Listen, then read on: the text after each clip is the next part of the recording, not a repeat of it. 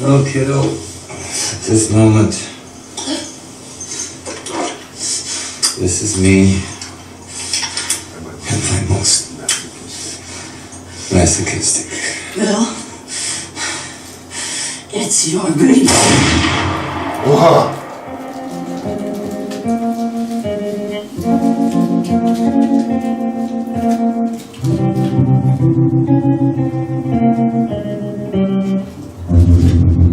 I was 5 and he was 6. We rode on horses made of sticks. He wore black and I wore I don't know if I should get my other one or save it. He would always win the fight. Bang, bang. He shot me down. Bang, bang. I hit the ground. Bang, bang. That awful sound. Bang, bang. My baby shot me down, down, down, down.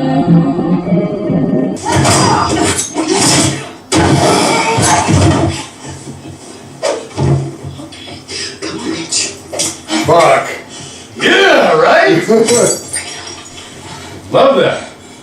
Hello, sequel fans, and welcome to SEQUELIBRIUM's special Kill Bill Volume 1 and 2 episode. Because 2's just not good enough. You got to do the one as well. And granted, we always watch the first one before we watch the second one, but this one's going to have a little bit more, I guess, in-depth analysis or feels about it. How long has it been since you've seen this? Let's see, it came out in 2003, so like 2004 maybe. Oh, nice. Yeah, I mean, they're an investment. Watching these movies are an investment. It's not like, I don't know if I would put it. I mean, yes, in the sense that it's not like you can throw it on and then stop it. You have to watch it in its entirety, or just fall asleep during it. And that's not because they're bad per se. That makes it sound like there's some level of it being bad. But talking about movies starting out fucking amazing, Kill Bill starts out fucking amazing. I love it more every time that I watch it.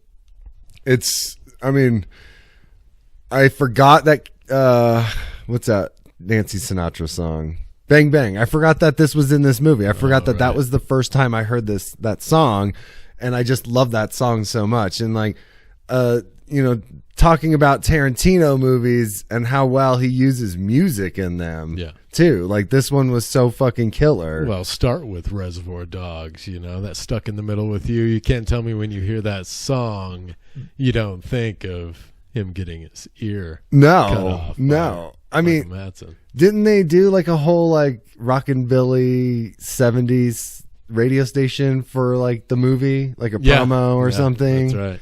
Yeah, like, again, Pulp Fiction had a killer soundtrack. Amazing soundtrack. RZA did the soundtrack in this movie. He did the score, which was awesome. Bang, bang. Yeah, the movie, remember, we recorded an opening a little bit earlier before we watched the movie, because you're still beating yourself up. We just finished the movie. But when we were talking about what Tarantino was going to be doing, like I said, he should do a Batman movie, and then we remembered that he did talk about wanting to do a Star Trek movie, and the movie begins with that Klingon quote that revenge is a dish best served cold. That's awesome. And then the reference to Sophie Fatale or whatever, and how she looks like something from Star Trek. Yep. So Quentin Tarantino loves Star Trek and feet. So like, I wanted to comment about like, wow, you know, like they put in so much work to learn how to sword fight and, you know, learning Japanese, speaking it so well. But then they showed that distance shot, and I'm like, I'm not going to give them credit. I don't know if that's fucking them. It's probably stunt doubles. Well, either way, you should give them credit because both of them are phenomenal. Oh, no, I'm not. Yeah, I'm not going to take any form of credit away from them whatsoever. Because, yeah, they are fucking phenomenal in it. That scene we watched twice with Lucy Liu trotting across the fucking table. Taking those tiny little steps. Yeah. Oh. Cutting that dude's fucking head off. It's awesome. I'm going to say this in English. So you know how serious I am. Yeah, did you think that part, she's just like, she couldn't get the words right in Japanese, and so Tarantino's just like, we're just going to add this line in, do it in English. He's that type of director that would, and it just turns out great. I wrote, so like when Vivica Fox and Uma Thurman were having their fight scene in the beginning of the movie, which, fuck yeah. What an amazing fucking opening. Yeah. I mean, the post-credit opening, or post-credit opening when it's after the whole bang bang, blah, blah, blah. So fucking cool.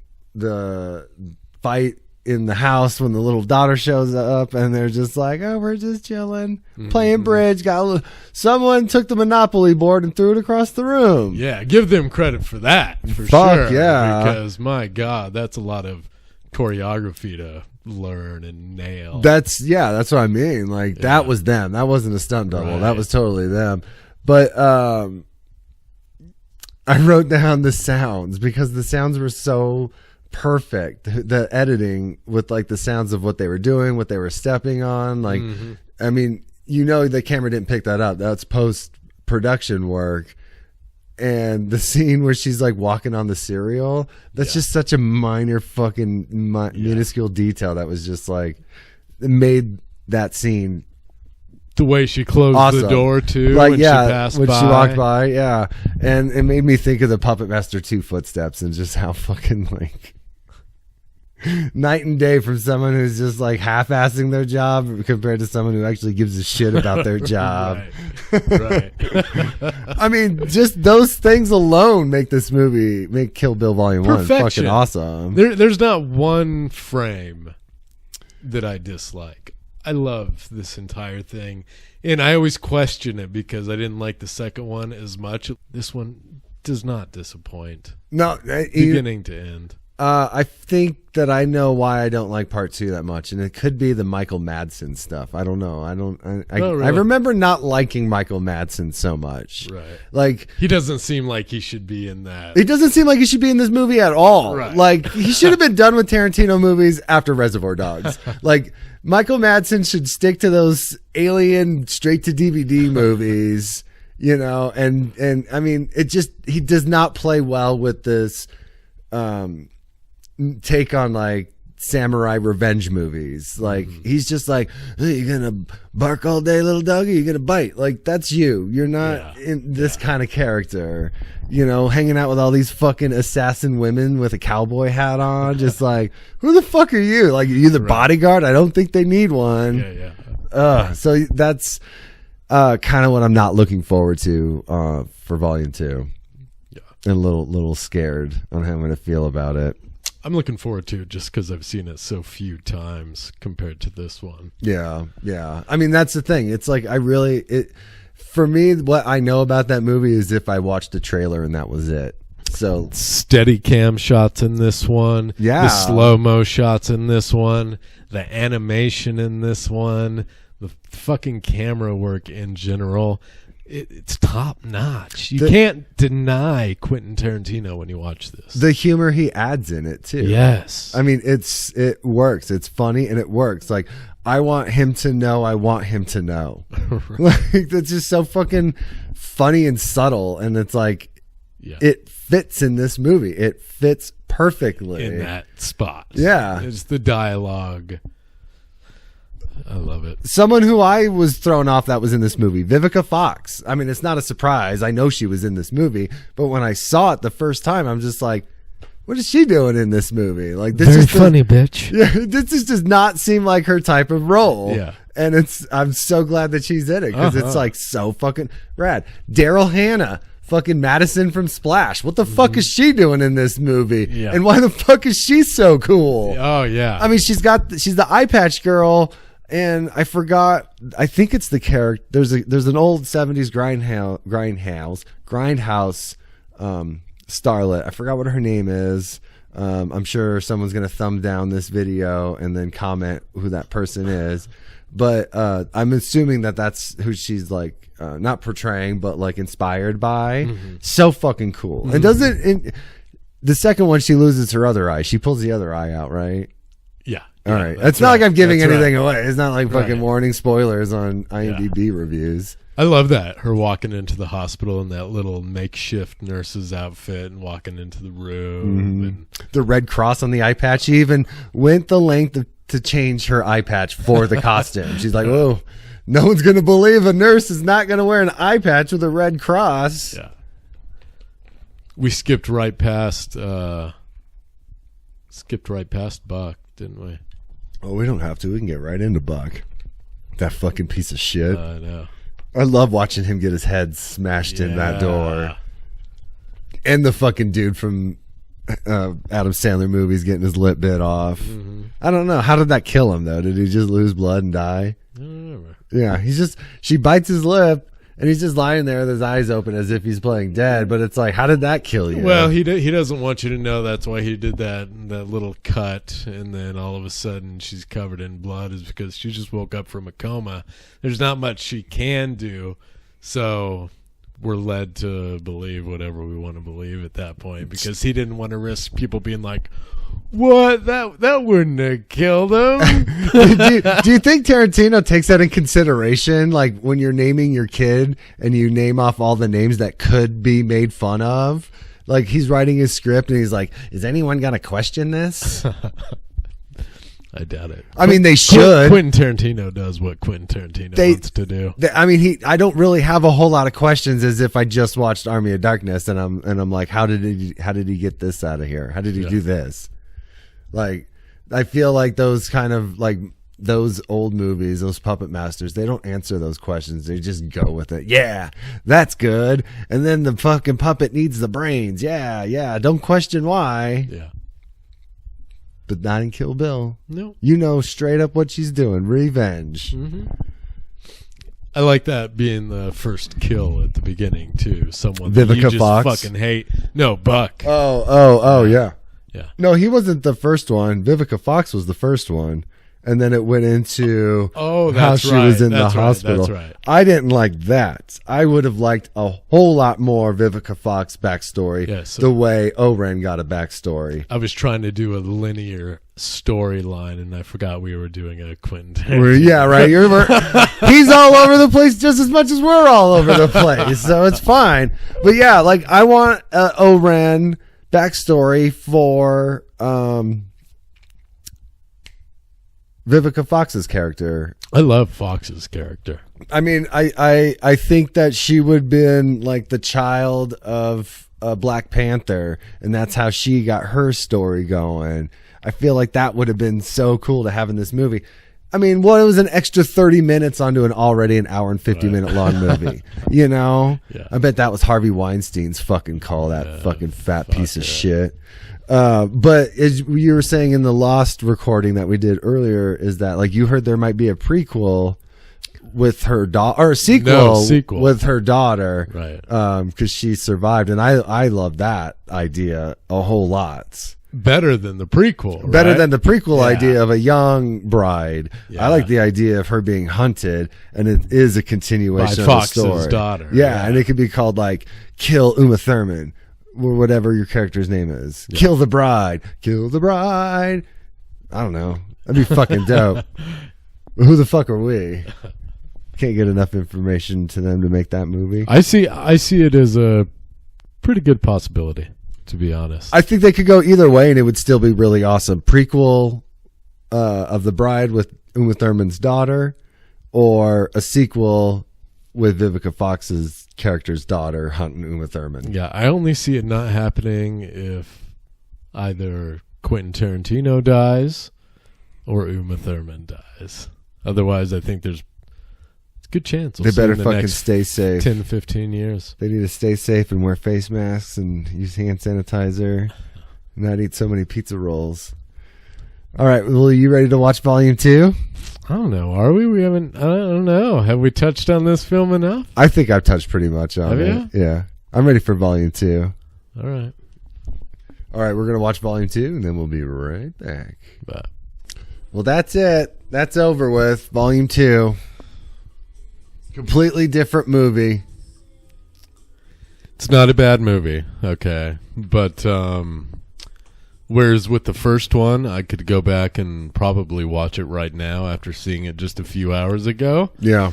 This one, I'm good for a few years. I don't need to revisit this for a while. No, I mean, this is a 2-hour, 15-minute long movie that could have been like an hour and 40 if Quentin Tarantino didn't put his Quentin Tarantino flair in there. Yeah. Like the minute and a half long scene of waiting to find out if she's pregnant or not. Yeah, that's probably it, too. There's probably 15, 20 minutes that could have been cut out of this movie that would have made it as good, if not close to the first. Let me tell you what could have happened.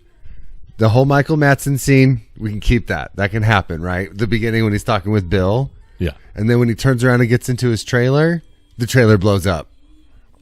Well, We don't need to see him get berated by his boss at the strip club. I think we can skip past the whole scene with him and Bill. I think we can go past the even strip club scene. Really, his best interaction was with Hannah. Yeah. Um, Yeah. So, I mean, that scene was, to get to that scene, you had to have all that other bullshit, which sucks, which really sucks. You had to have Bud taking Beatrix, which that was awesome. Her name, like, I forgot what it was. And I was like, is it Beatrice? And then it came out to be Beatrix. But like, trapping her, burying her alive, the whole Pai Mei scene explains how she got out. But it's like you take us on this long fucking journey where it really only needs to be 5 minutes long. Yeah. Like this whole like long explanation, the story Bill is telling Beatrix about killing all those Shaolin monks because he felt disrespected. And like none of that was necessary at all. Like we got that from his interaction with Uma Thurman. yeah, exactly. But I mean, to not say it's not a great movie, because it's still really good, but it's just something completely different from what Volume 1 was. Mm-hmm. Completely different. You only got one of those scenes, which that was all over the place in Volume 1. Yeah. Well, at least a few times, because that is what samurai movies were like, like I don't know what that, but everybody knows it. I think this one's more like a kung fu movie. It's not as good, I can tell you that. No, not as good as like a classic kung fu movie. No, not as good as the first. Oh no, God, no. And I mean, I would never even put it at a top tier compared to like Volume 1. I mean, Volume 1 and Volume 2, as far as the spectrum of best Tarantino films are wide apart. I wouldn't even call them one movie, even though they put them together. See, in this one, I think we can almost break it down to our favorite parts, where the first one is just like, oh, we're I all love over it all. the place. And because I would give the first one a 9 without hesitation, and this one I'm going as low as a 6, maybe a 7. See, my thoughts was on a 7 because it still was great. The story was great. Yeah. It was just extremely long-winded, unnecessary dialogue, but that's Tarantino's thing. Well, I mean, he might have unnecessary dialogue in everything he does, but it just wasn't enjoyable either. No. It's like I said about Michael Madsen in Reservoir Dogs. Not enjoyable. Tim Roth, not enjoyable. Mm-hmm. I mean, outside of that, when he's interacting with Harvey Keitel or anybody else was awesome, but that whole scene was so boring. And like, yeah, this scene was just, I mean, this movie was like, had those scenes where it's just like, I'd rather fall asleep. Yeah. I mean, even the long drawn out shit. I mean, because Bill's very poetic when he describes things. Very long descriptions, setting the scene as if we were blind and he was describing it to us. And the scene with him and BB and like he shot you or you shot mommy and blah blah blah. Like that was cool. That was necessary. But like some of the other stuff. That kid, there's something about that little girl where it almost feels like like she didn't know the cameras were there. It was that believable. Like for whatever reason, just her mannerisms and the way she was pausing between her lines. Fidgeting with the food. It's really how a fucking 4 or 5-year-old girl would act. Yeah, that's true. I don't know from personal experience. Let me tell you. But yeah, as far as favorite scenes, I I would say Elle and Beatrix fighting in the trailer was fucking awesome. The way she steals her other eye, and she's like flailing around in the bathroom. I'll fucking kill you. See, that was the awesome part. The fight scene itself was like meh, and that's the thing about this movie. It's like all the fight scenes are really subdued because you have fucking Madsen's character who can't defend himself and ends up getting him Not by even the emotionally. snake. Right, and then you got Bill who gets the fucking 5-finger Death punch. death drop. So yeah, I mean, there's definitely no comparison there as far as kill scenes. Which the 5-finger death punch. We talked about the steps. It takes 5 steps to die. Your heart explodes. What constitutes as a step? Because he moved a lot. His lower half moved a lot. Right. So it's like, do you have to like be walking? Literal, okay? Literal Do 5 pivots count? steps. Like, I don't. Oh, yeah. What were you saying before that? Oh, I was saying how it would have been great if that wouldn't have killed him, if he just would have gotten to that 6th one and been like, hey! I guess he taught you the wrong style. You're gonna have to do something else, it looks like. Maybe stab me in the heart with that sword. Yeah, I was hoping for a big, like, samurai Yeah, fight it's scene not- on the beach. That's the thing about it. It's like, oh yeah, okay, cool. We're chair fighting. He taught you this, and now you're doing that, and now we kill Bill. But to and you want a fucking climactic ending. I mean, all that work for that. Yeah, I mean, in a way though, you're able to look at the first film and go, okay, that there's so much here that's epic. That what do we really need? They had a small gag reel at the end. I just noticed that. But that's very true. What more do you need? Yeah.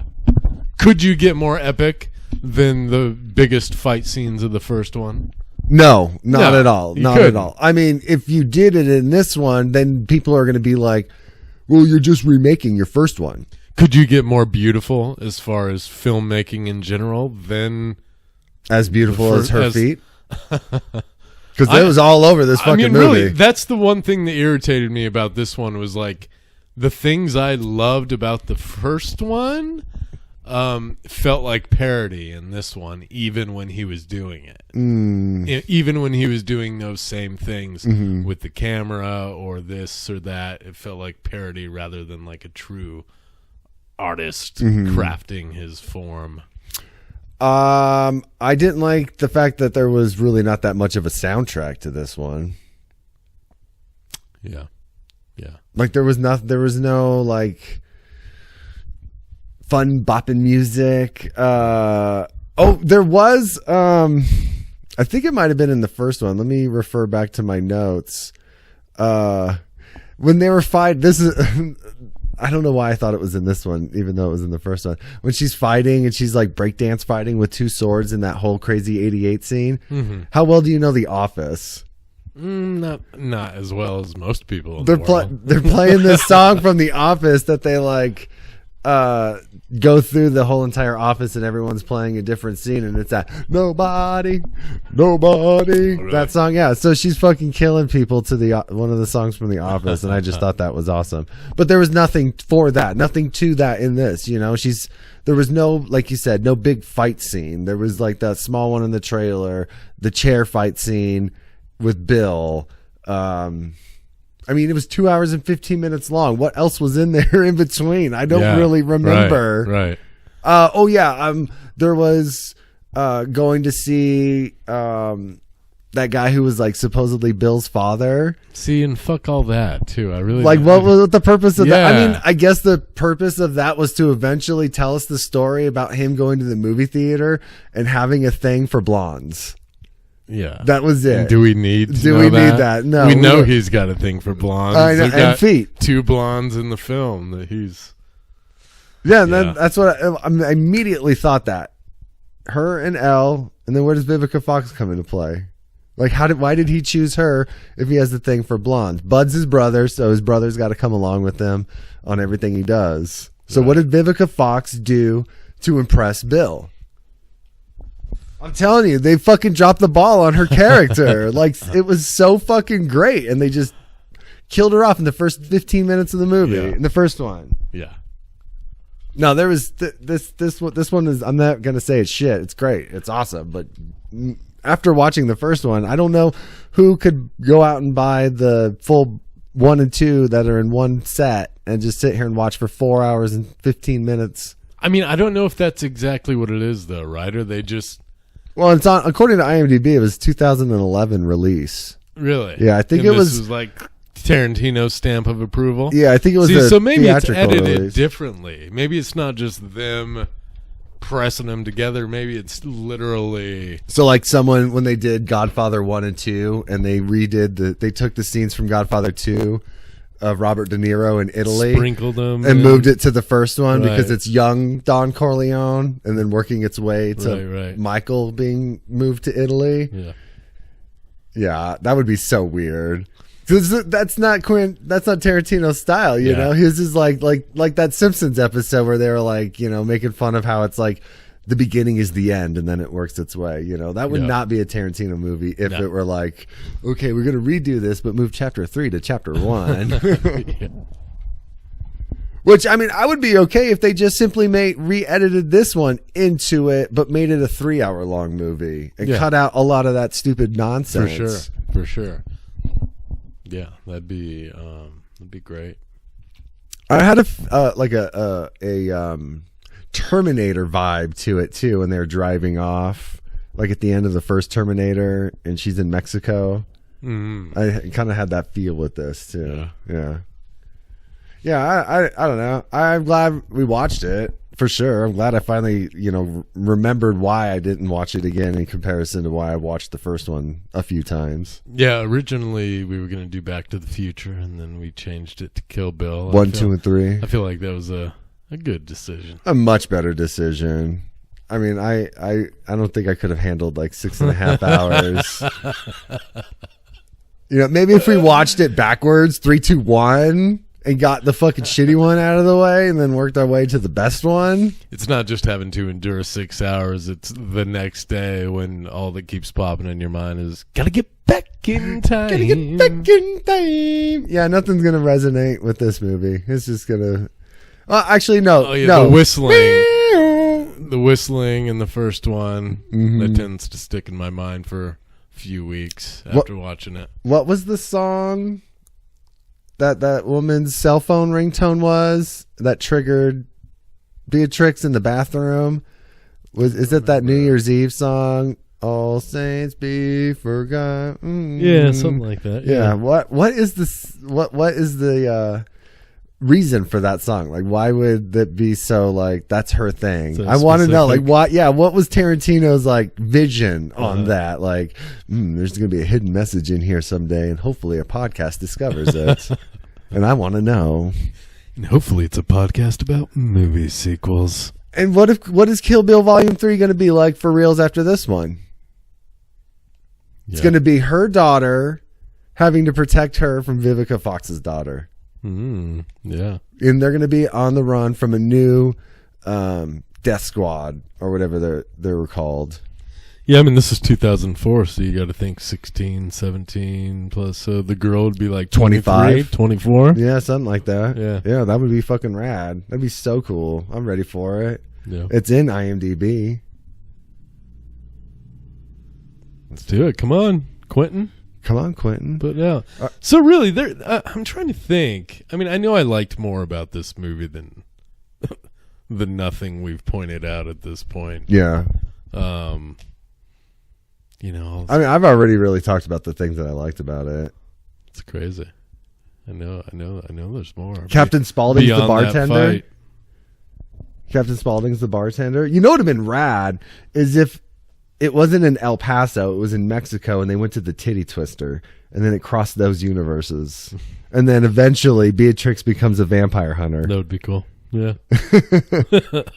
It's a Rodriguez Tarantino joint. Yeah. Combine them two together. That would be really fucking cool. That could have been the post-credit scene at the end of this one. It's just rolling in front of that. I mean, car. I should do like a mock-up script and send it to him and be like, what do you think about this idea? You should. Or a comic book. That'd be so fucking cool. In another universe.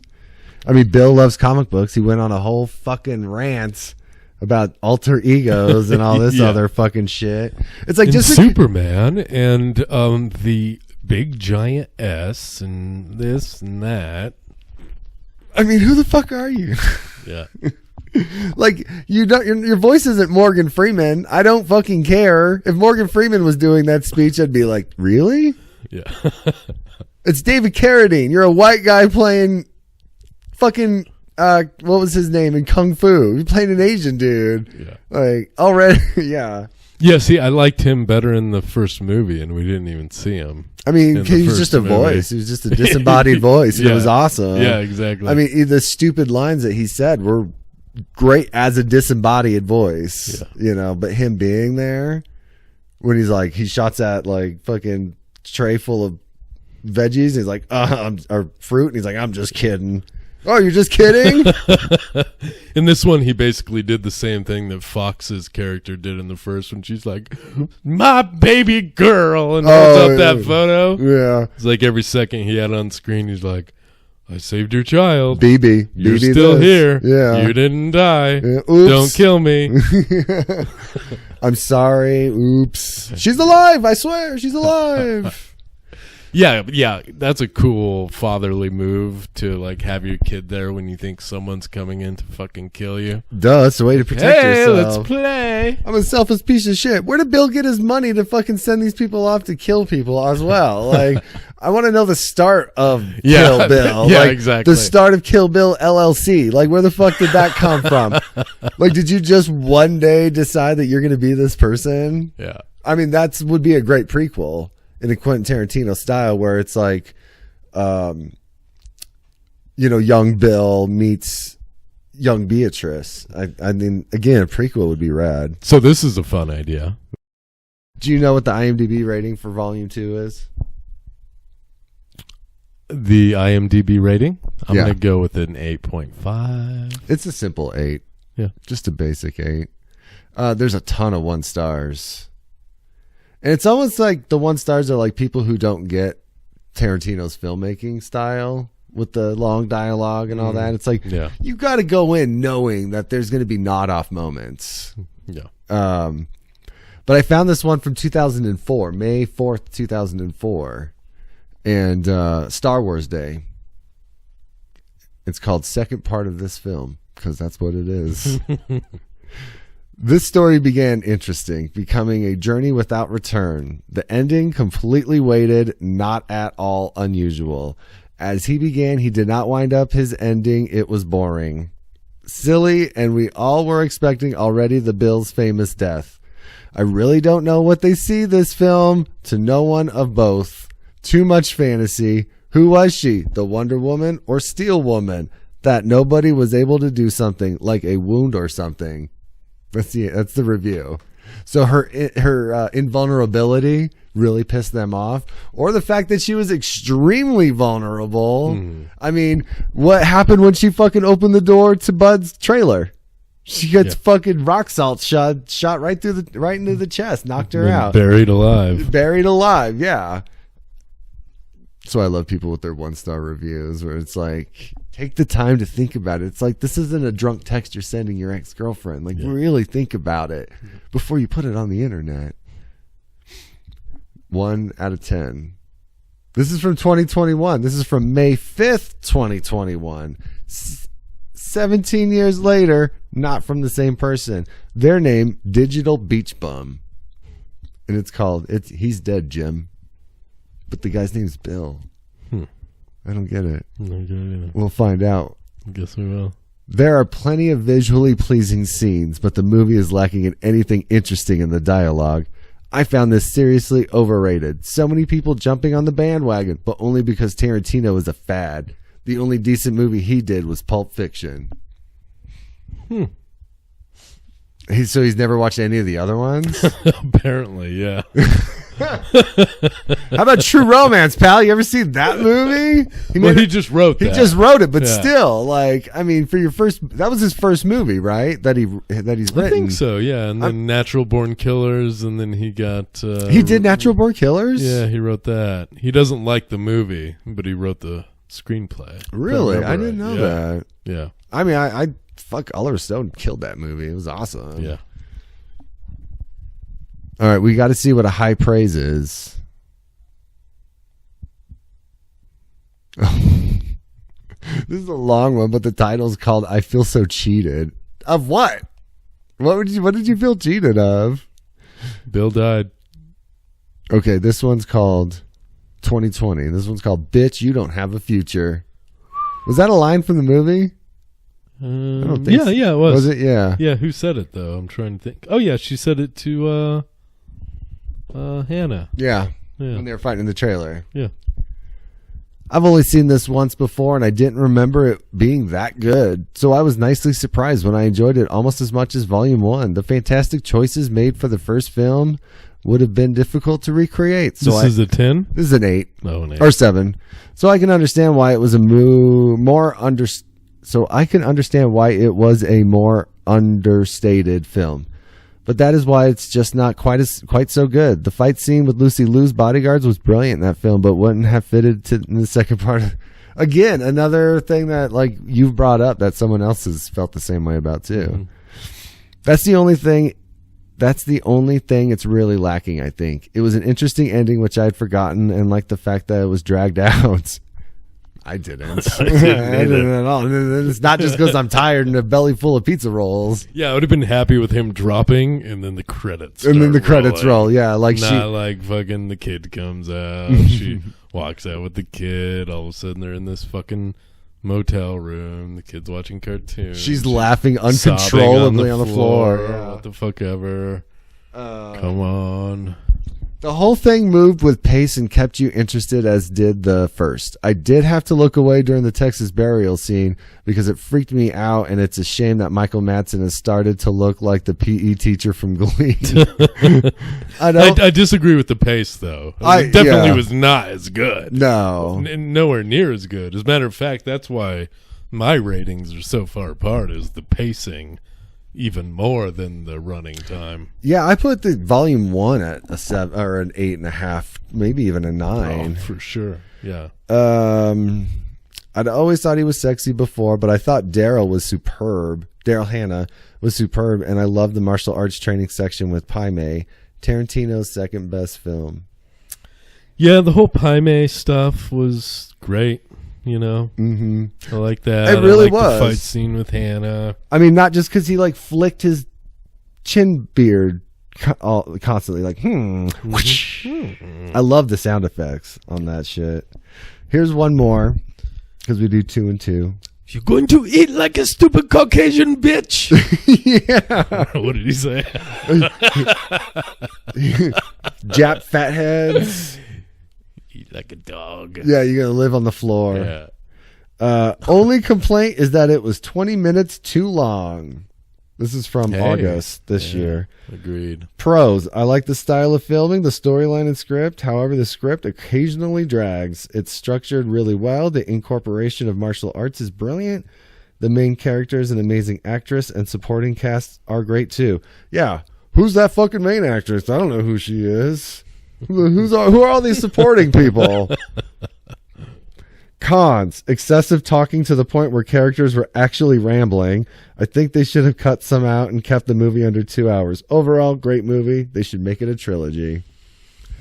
Yeah, it kind of feels like Quentin Tarantino spent 10 years developing Volume 1 and crafting exactly what he wanted to do with the camera. Yep. And just executing it perfectly. And then he was fucking rushed to do Volume 2 in a few months to come up with the rest. They're only a year apart.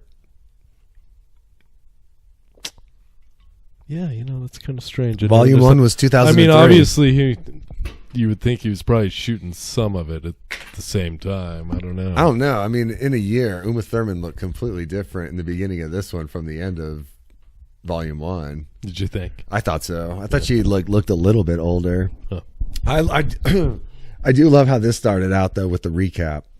I thought I thought it was pretty funny. I thought there was almost too much of that shit. I mean, it was long, but the fact that they had a recap really made me feel like I was watching like an old TV show. Right. And it's like previously on Kill Bill. Yeah. And it's all black and white and stuff. I mean, there are a lot of fun cinematography to this movie. You know, her in the black and white. It's black and white inside the coffin. Yeah, that was awesome. That was cool. Yeah. Yeah.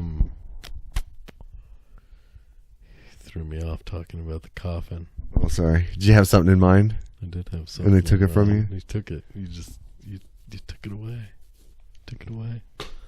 Yeah, I don't know. What should we do next? Look Who's Talking too. Okay, I'm down. I love Look Who's Talking, and we'll do Look Who's Talking too. Do you remember who's in Look Who's Talking too? John Travolta. Uh-huh. No, I don't remember who else. Damon Wayans does a voice for a little kid. Oh, no shit. Gilbert Gottfried.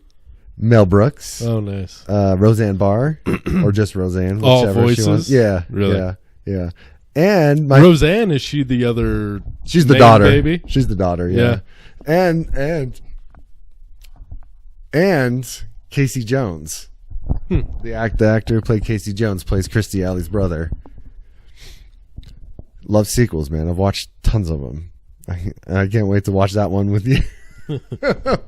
Just a couple of dudes laying around watching Look Who's Talking Too. Ain't nothing wrong with that. No, not at all. Do you have anything else you want to say about Kill Bill Volume 2 before we pass on? Pass on? I don't think so. What do you think? I think it was great. But I don't think I'm going to watch it again for a long time. Not Kill Bill Volume 2, no. Now, if Kill Bill, I mean, seriously, I could watch it right now again and be okay. I'd be content with watching it again. It's that good. I mean, if you were like you were like, oh man, you know, let's hang out, watch Kill Bill, and then you're like, you want him to leave, but you don't know how to say leave, so you're like, well, I'll put on Kill Bill Volume 2, and then you're like, I'll just fall asleep, and then they'll leave. Right. That's the next time I watch Kill Bill Volume 2. There's just so much about the first one. There's something to appreciate in every single fucking scene. Yeah, About the first one. For real. Whether it's the editing or the camera work or the fucking audio or whatever it might be, there's something to appreciate about every single fucking aspect of the movie. This doesn't have that, but it's still good.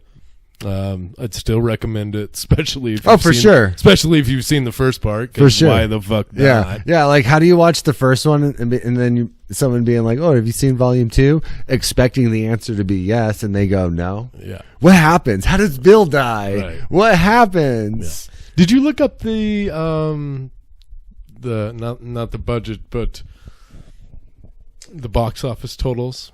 I can. You should. I'm curious if his Okay. the little cliffhanger, you know, at the end of the first, if that helped him out with box office results. Volume 2, $30 million was the budget. Opening weekend was 25.6. Gross was 66.2. Worldwide was 154.118. Okay. So it made $154 million. It's not bad. Not bad. That was volume 2. It's a nice chunk of change. Yeah, it was volume 2. Okay. And then volume 1 was $30 million budget. Opening weekend was $22 million. Gross was $70 million. Worldwide, guess how much worldwide was? 220 million. Oh, that's thinking high. No, 180. See, these sound really low to me for Tarantino. I mean, this was like the early 2000s. I mean, all he had was Pulp Fiction fame. Like, what was his next movie after this? Probably would have been The Hateful Eight. Tarantino? Yeah. 2004? The first film after Kill Bill? Yeah. Yeah, I think so, man. Dude, there's Inglourious Bastards in the middle of there. Is that in the middle? Yeah. Let's see. Writer. Kill Bill Volume 2. The next one was an episode of CSI, Crime Scene Investigation. You're kidding. No. He was the director for an episode? Story by. He wrote a story for CSI. Okay. That makes more sense. His next one was Grindhouse, or Death Proof. And then Inglourious Bastards. and then Django, and then Hateful Eight. Oh, really? and then Once Django was Upon. before Hateful Eight. Mhm. Huh. Yep. All right, look who's talking too after this one. All right, I guess we can do that. We can. Why you seem so much less excited now? No, I'm You pretty bring it up excited. again. No, man, John Travolta pretending You to be squealed Elvis. like a little girl when I first said it. Now you're trying to cover it up with like, yeah, I guess. Look who's Right. talking to. If we have to. I guess I won't quote that movie while we're watching it. Hey, could we watch it without the subtitles on, please? I don't understand why you don't like subtitles. I love watching. It shit wasn't with bad subtitles. on here. It wasn't bad. But sometimes it'll point out the shit that I'm already like appreciating in my own head. I'm like, like the first one, cereal crunching. I'm like, yeah, motherfucker. Yeah. I know. I hear the cereal crunching. You don't have to tell me. I saw the sweat of that sound editor. Yeah. Get low to get that sound. All right, look who's talking to cleanse the palate after all this. Are you pressing the button? Are we ending the show? We are ending the show. Okay. Goodbye, everyone. Bye.